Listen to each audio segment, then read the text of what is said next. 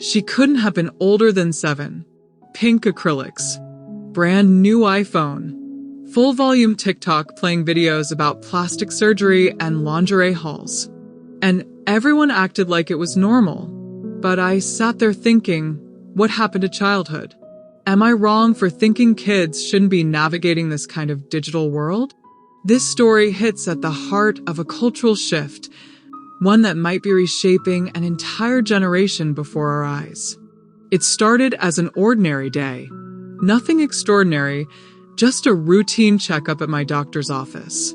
I'm 28, and like most people my age, I come prepared to wait, with my headphones in and my favorite podcast queued up. It was a quiet mid-morning appointment, around 11 a.m.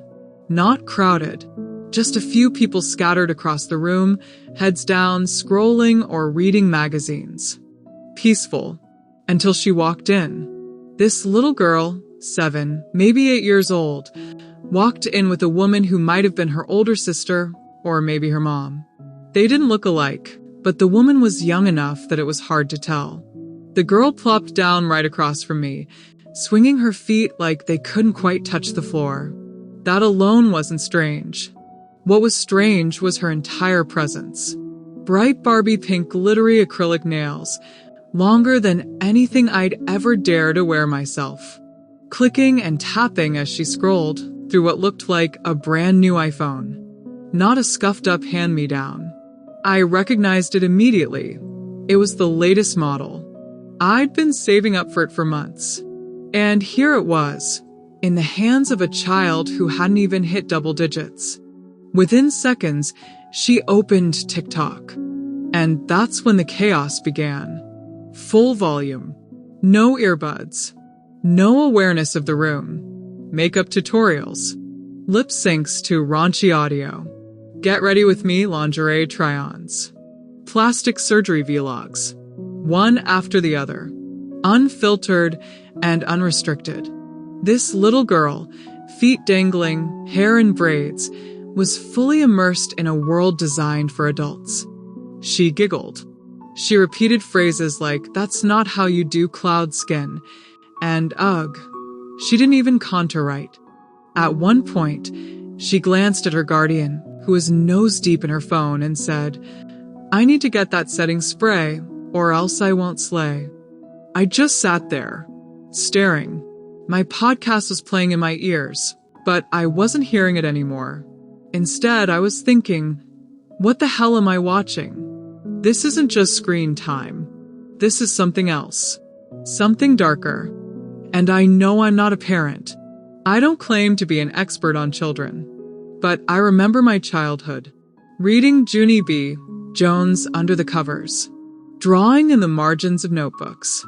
Riding bikes with my cousins after school until the streetlights came on. Not contouring my cheeks and memorizing the latest plastic surgery trends.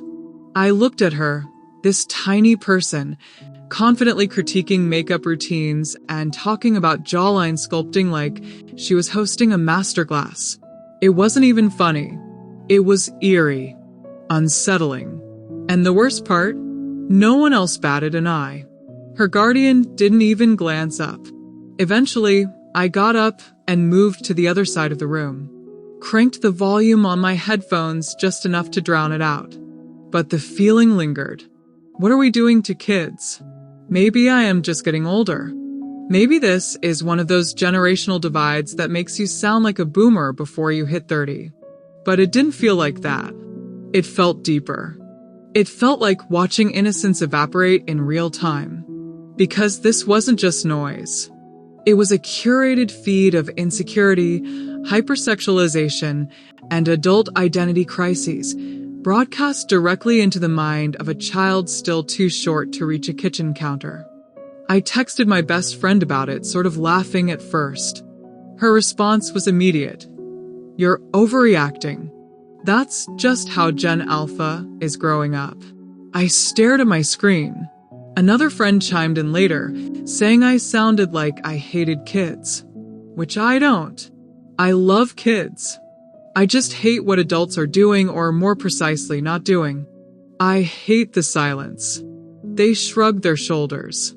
The assumption is that because everyone's doing it, it must be fine. But I can't shake this feeling that we're all complicit in something much bigger than we realize. Let me be fair. I understand that technology is a part of modern parenting. I've seen kids learn to read, count, and even code using apps. The internet isn't inherently evil. It's a tool.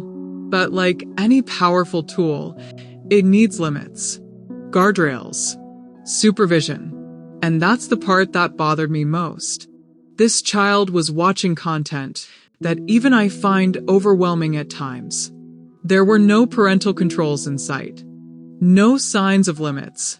Just a 7-year-old plugged into an adult algorithm, learning, mimicking, absorbing. Some would argue that the girl was just playing dress-up, that she was parroting influencers the way previous generations mimicked pop stars or fashion icons. That she'll grow out of it. But the difference is that those older influences weren't directly whispering into your subconscious 6 hours a day through personalized AI. They weren't embedding ideas about self-worth, beauty standards, and desirability before your brain has even formed a consistent moral compass.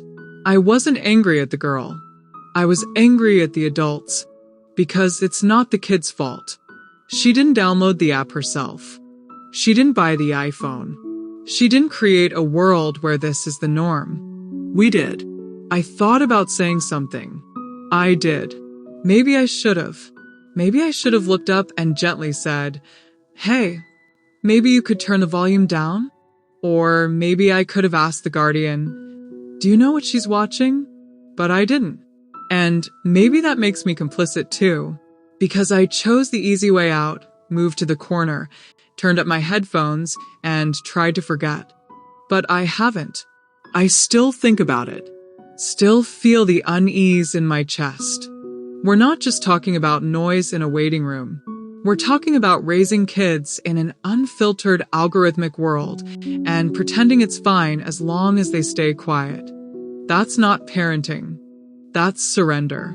So yeah, I was angry. Still am, honestly. Not because I hate kids. Not because I'm a technophobe.